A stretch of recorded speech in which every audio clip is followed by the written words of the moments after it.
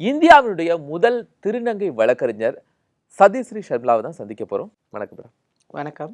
ரொம்ப சந்தோஷமாகவும் பெருமைப்படக்கூடிய விஷயமும் 2018 தமிழகம் மட்டுமில்ல இந்தியாவையே திரும்பி பார்க்க வைத்த ஒரு தருணம் அப்படின்னா ஒரு திருநங்கை தமிழ்நாடு புதுச்சேரி பார் கவுன்சில்ல பதிவு பண்றாங்க அப்படிங்கிற ஒரு விஷயம்.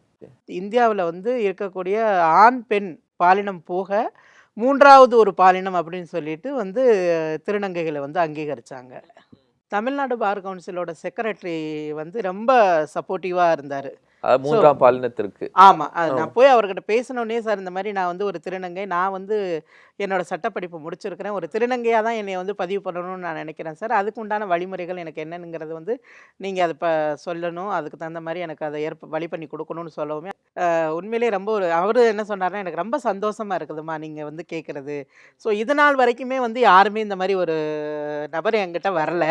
ஸோ முதன்முறையாக நீங்கள் வந்திருக்கிறீங்க, கண்டிப்பாக நாங்கள் உங்களுக்கு சப்போர்ட் பண்ணுவோம் அப்படின்னு சொல்லிட்டு அவர் நான் அப்போ கேட்டேன் அவர்கிட்ட, சார் இந்த மாதிரி ஆண் பெண் பாலினம் போக மூன்றாவது பாலினம்னு சொல்லிட்டு ஒரு காலம் சார் அப்ளிகேஷனில் என்ன பண்ணிட்டோன்னு, நீங்கள் அதெல்லாம் ஏமா எதிர்பார்க்குறீங்க, நீங்கள் திருநங்கைன்னு எழுதி கொடுங்கம்மா, திருநங்கைன்னு நீங்கள் ஃபார்மில் நீங்கள் எழுதுங்க, உங்கள் அப்ளிகேஷனை நாங்கள் கண்டிப்பாக கமிட்டியில் நாங்கள் ப்ராசஸ் பண்ணுறோம்.